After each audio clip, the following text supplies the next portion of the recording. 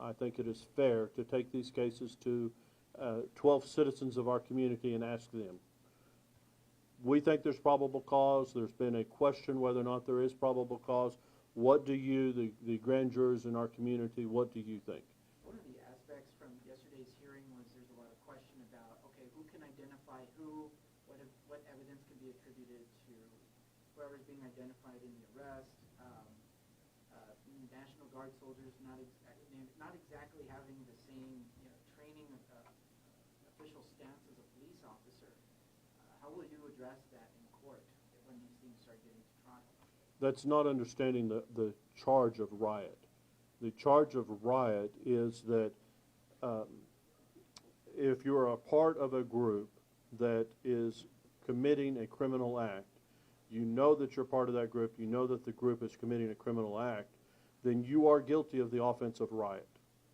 It doesn't matter if you yourself commit a criminal act, you know that the group is committing a criminal act. The group is charging over the concertina wire and over the fencing. That is a criminal act. That is criminal mischief. You know that that group is doing that, and you are taking advantage of what that group is doing. You are part of that group. You are committing the act of riot. Can you address, though, typically in an arrest affidavit, it clearly says so-and-so police officer saw so-and-so subject do an act. From what we've seen from the arrest affidavits, a lot of that information is missing. Really, the only attributable part is in the third page, I believe, where it actually lists the act. How will you address that in court? Again, the proof is that that individual is part of the group. We can identify that that group, through videotape, we know that that group is a concise group that isn't a group with come and going, right? It's a concise, closed group. They all start off spread along the border. They come together. They charge through the opening together. They're all controlled and contained, and then they're all identified as being part of that group. So it's very straightforward. It's very simple. There's not a requirement to identify the actions of each individual within the group, just that the individual was part of the group. Are they still in jail? So that's actually a very good question. Unfortunately, we may end up with kind of a merry-go-round. They are all still in jail right now. Each of the 141 have a detainer on them for Border Patrol or ICE. The sheriff has 48 hours from the time that they've received the order from the judge to release them to ICE or Border Patrol custody. With the indictment, there is an arrest warrant that will be issued pursuant to the indictment. It takes a little while for the clerk's office to process 141 cases and then issue an arrest warrant on 141 cases. It simply takes a little while. There may be a period of an overlap where we don't, or I guess a gap, where the clerk's 141 new arrest warrants don't make it to the sheriff within that 48-hour period. The sheriff may have to release some of these people, or maybe all, to the Border Patrol. Border Patrol will pick them up, take them to a Border Patrol holding facility. Border Patrol is aware of these 141 arrest affidavits or arrest warrants coming. So 141 people may get released, sent over to the Border Patrol, at which point Border Patrol is aware that we have arrest warrants coming, and they will then end up coming back to our county jail again. So we may end up in a merry-go-round situation where, unfortunately, due to the judge's order, we're going to have to release them. The clerk's office not being able to process 141 arrest warrants quickly enough, we'll have to go get them and bring them back. And there's no possibility that maybe they can, like, since they know they're not going to deport them before the arrest gets them? It's because of the law. They have strictly a strict 48 hours that they have to release to Border Patrol.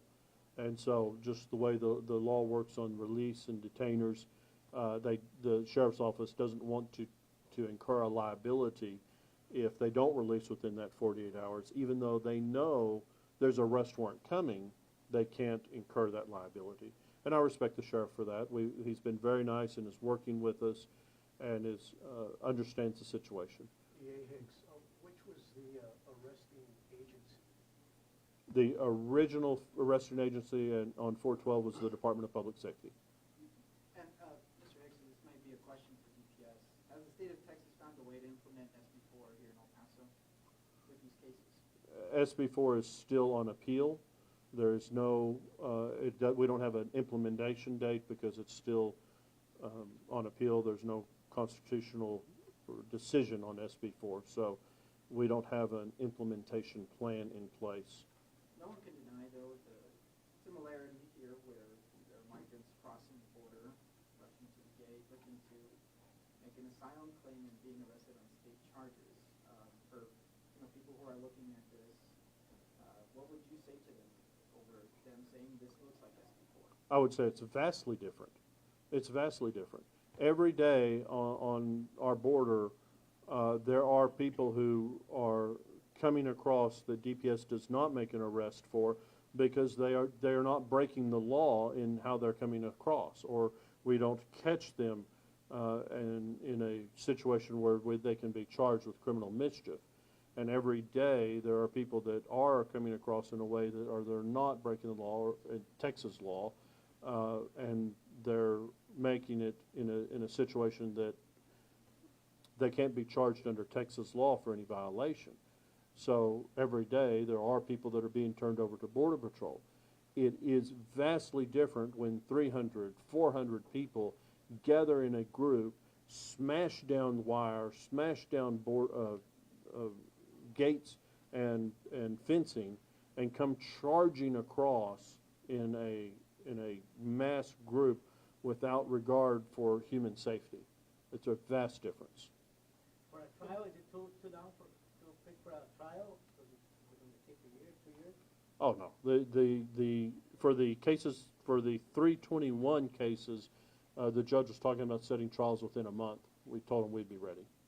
One of the main issues yesterday was about what it means to participate in a riot. Why did you guys decide to go with participation in a riot charge instead of just criminal mischief? Because with criminal mischief, you do have to ascribe specific liability to specific people. And in a riot, it's participation as a group. And then when you talked to the grand jury, was it known to them that the judge ruled that there wasn't probable cause? Everything had been disclosed to the grand jury. Do you have any guarantee from the Border Patrol that they will indeed turn them back over to the state once the arrest warrants have been filed? The Border Patrol has been very good and is working with us on the charges and on holding them for us to be released back to us. All the agencies are being very, very cooperative. It's really impressive how the law enforcement agencies are all working together very, very well. And then it was 141 of the 142, or was it 140 because the judge said he wasn't taking 2 cases, or was it just? We indicted 141. Based off some of the behaviors of the group, what would it take for them to be charged with felony charges versus misdemeanor?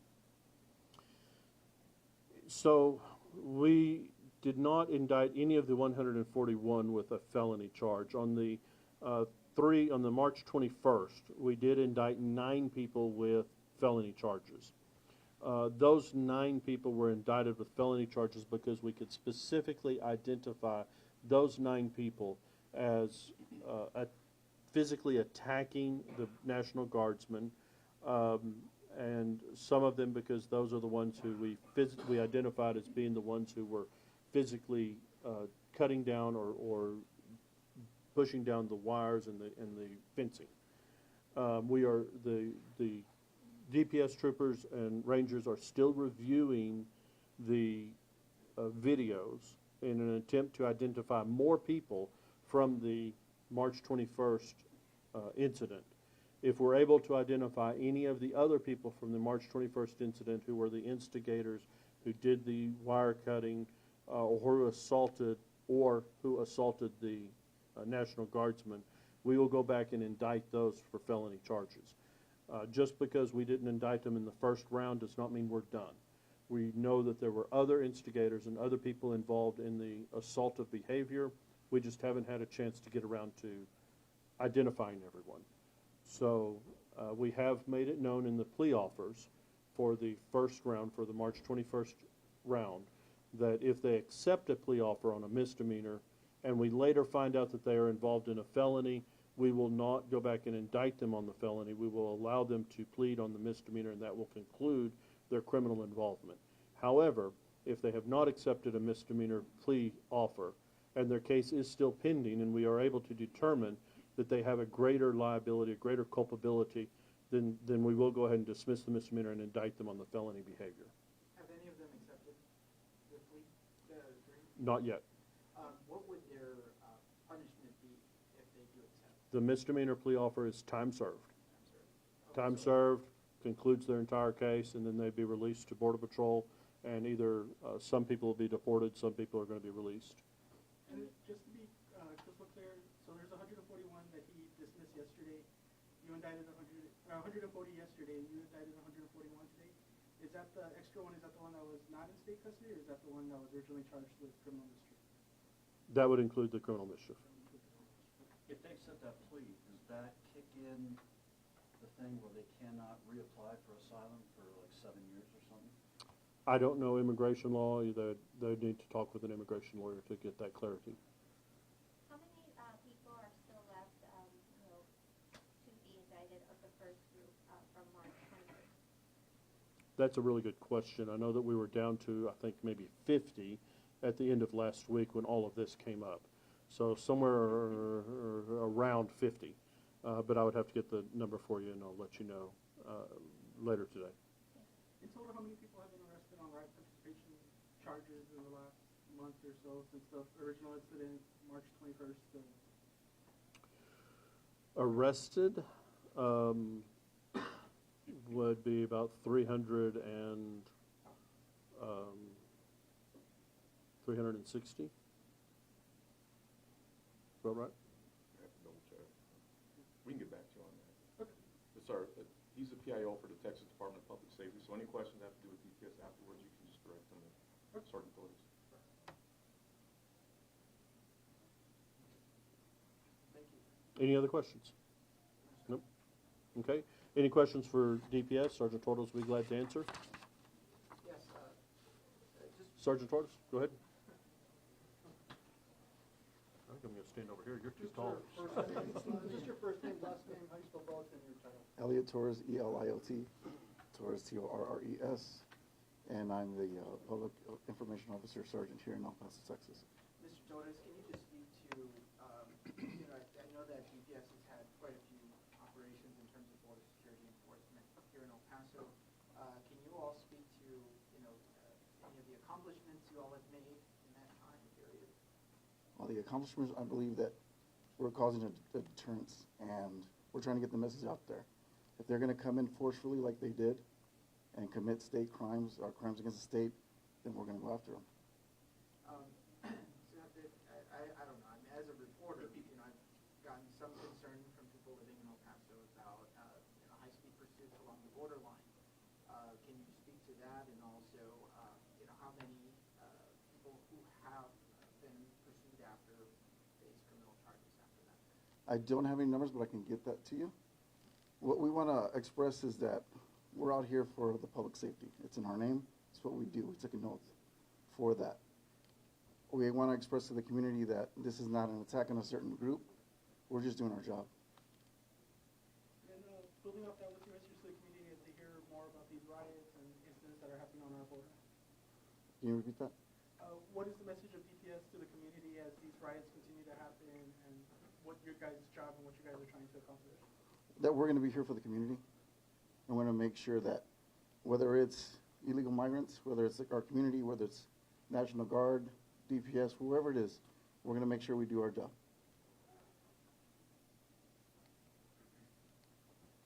Does DPS have a response to the judge's ruling yesterday? No, sir.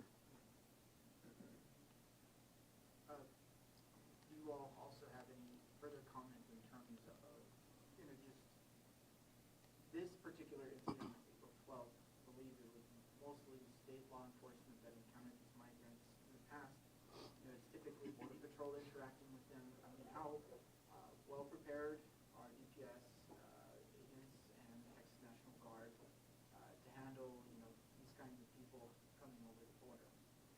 Well, I'll tell you one thing, our governor has backed us up in this operation for Operation Lone Star. Whenever we need something, if we're lacking something, all we have to do is call out to them and they're gonna help us out. And that way, every day, every week is a new learning experience on this operation. So we have to be fluid, and that's how we take care of it. Do you believe the constitutional wire has been helping in terms of deterrence? I believe so. DPS didn't see it in any way as particular shortcomings where migrants were able to overcome the barriers and personnel. What was that, sir? The DPS, the state of Texas, as agencies, did you all see, these large groups of migrants being able to get over these barriers and get past personnel as a shortcoming in efforts to deter people from crossing the border? Are you referring to us being there as a deterrent? Yes. That's what we're there to do. The concertina wire is there to protect and to make a barrier. But as you can see, people forced their way in. And then that's when they committed a crime against the state. They were assaulting people, they were forcing their way through, and that's when we come in. We have to take care of the people that are around us, so we take care of business. I know that both barriers are put there particularly to deter people, but it seems that they are still trying to get over them. I mean, is there any other approaches that are worthwhile in order to deter people, or is that just going to keep happening? We'll plan accordingly. And then we know there was 2 National Guardsmen that were injured in the March 21st. Has there been any other injuries to National Guardsmen or state troopers? Not to my knowledge, sir, but I can get back to you with those numbers. This group that came through on April 12, were they a mixed group, or were they from one particular country, or the majority of them? That I couldn't tell you. I don't know, Mr. Hicks, do you know if there was a mixed group? The nationality of the individuals that we charged were predominantly Venezuelan. However, there were also Guatemalan, Honduran individuals. I don't recall any of them being from the Republic of Mexico. Was this second incident, was it entirely unanticipated, or is there like a monitoring of social media, the way that many people are communicating, coordinating as they're crossing is through social media? Do you all monitor that? Was this anticipated?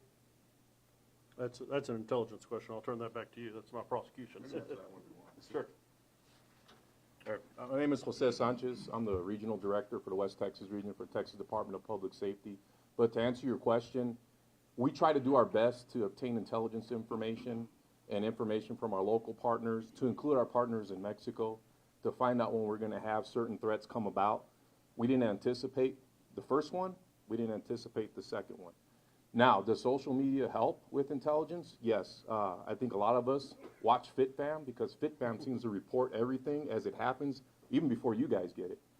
So we pay attention to that. We monitor that because it is proven to be a really good intel source. Did DPS have any difficulty trying to get these migrants into somebody's custody when they were first arrested, whether it be the jail or Border Patrol on April 12th? As far as our law enforcement agencies and all partners, we all work well together. We constantly communicate with each other. I tell everybody this all the time. You will never find another area in this state that coordinates well amongst all law enforcement agencies. So as far as law enforcement is concerned, everything was coordinated, logistics was done, everything went smooth. It wasn't until we got into the other process then we started to see little bumps in the road.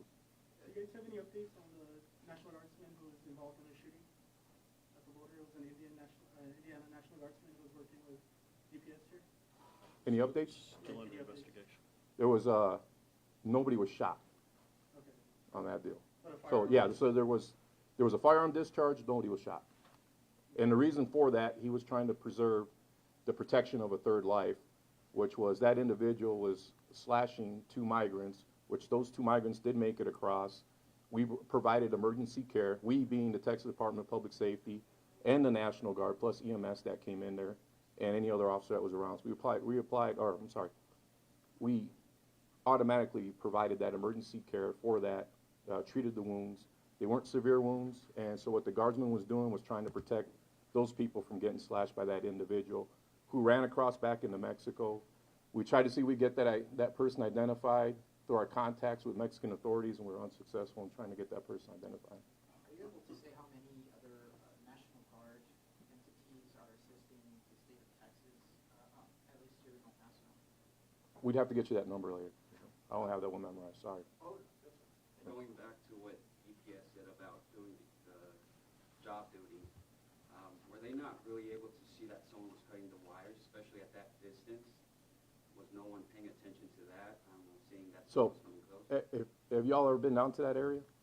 Have you been down there? on the other side. Okay.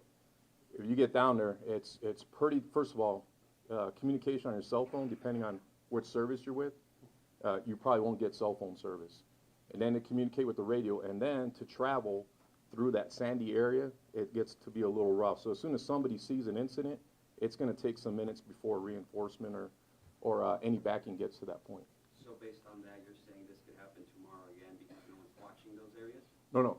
We're watching the areas as far as getting the right amount of people to stop 200 people. That's a lot of people. You have 300 or 400 people, that's a lot.